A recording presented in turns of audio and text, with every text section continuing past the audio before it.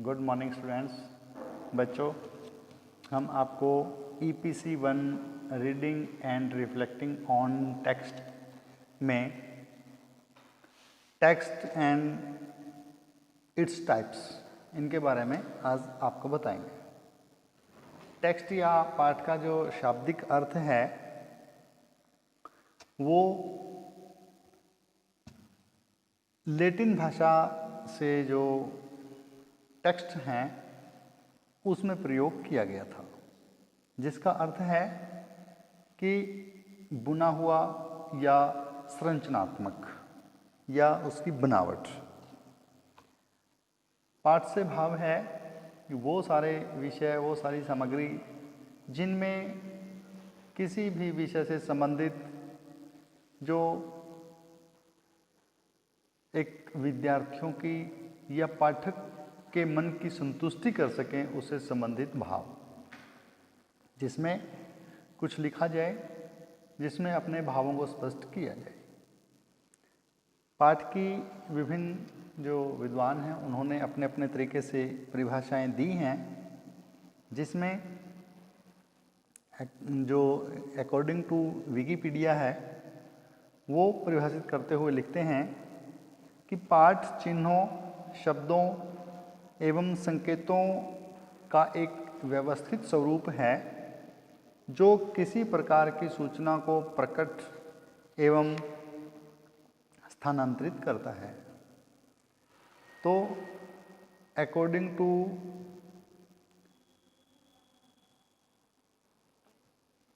जो विकिपीडिया है और अन्य भी जो परिभाषित जो टेक्स्ट को किया गया है, उसमें हम कह सकते हैं कि पाठ किसी भी प्रकार की वस्तु या संरचना हो सकता है जिसे पढ़ा जा सके और वो अपने किसी एक अर्थ को व्यक्त करे, जो साहित्य, शब्द, भाषा चिन्ह, संकेत ऐसे कुछ भी हो सकते हैं।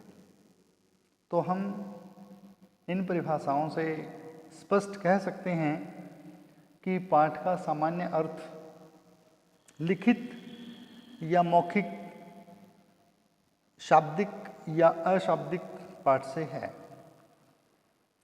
पाठ की विशेषताओं की अगर हम बात करें तो उनमें हम कह सकते हैं पाठ एक भाषायिक इकाई है जिसका स्वरूप शाब्दिक, अशाब्दिक, मौखिक या लिखित कुछ भी हो सकता है।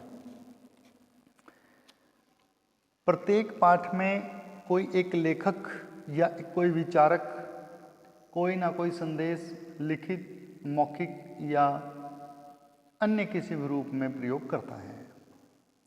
पाठ में उस भाषा और समाज और संस्कृति का पुट होता है, उसकी एक पहचान होती है। पाठ की रचना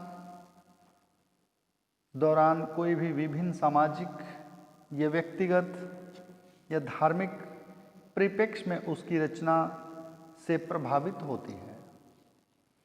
पाठ के माध्यम से विचारों या भावों की अभिव्यक्ति सहज रूप से हो जाती है। पाठ में शैक्षिक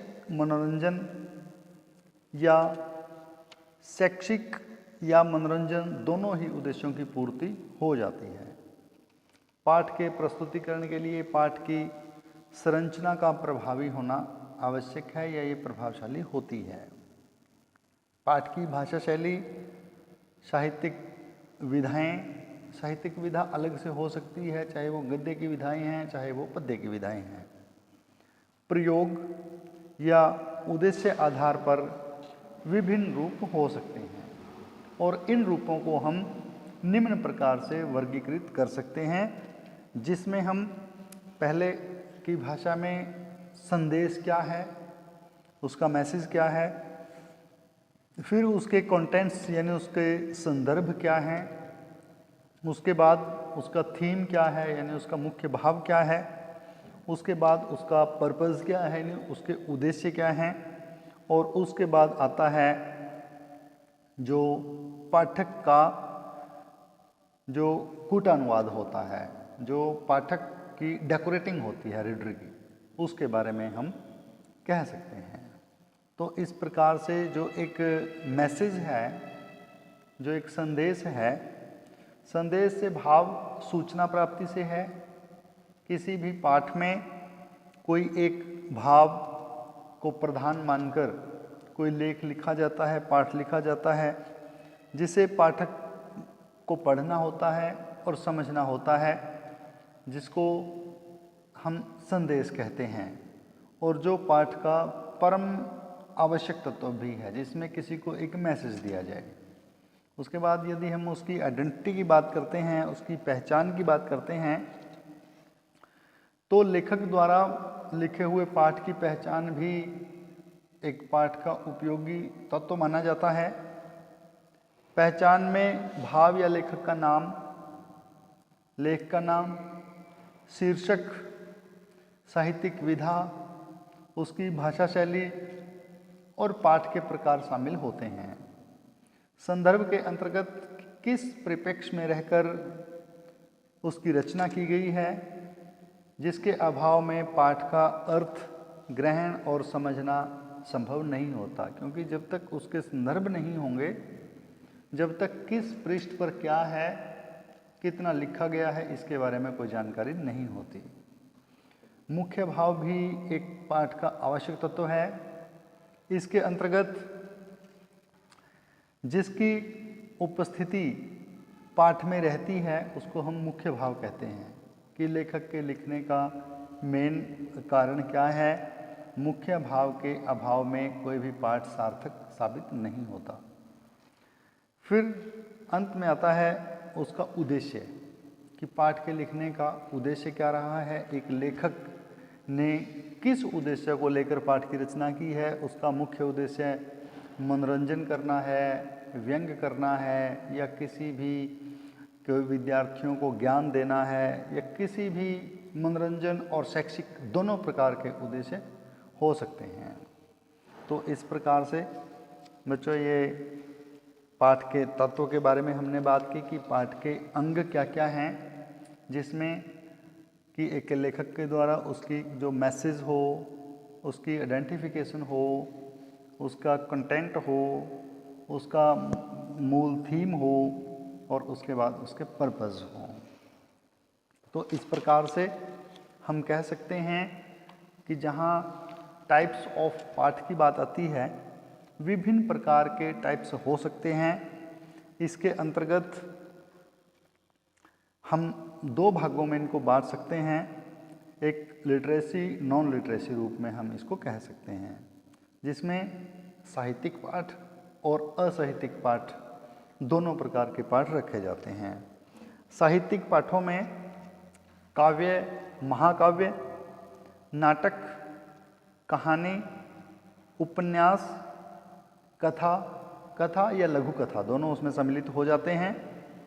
और शिक्षाप्रद कहानियाँ हो सकती हैं, निबंध, उसके बाद जीवन शैली या आत्मकथा, और कल्पित विज्ञान और यात्रा वृत्तांत को हम साहित्यिक जो पाठ हैं उसके अंतर्गत रखते हैं।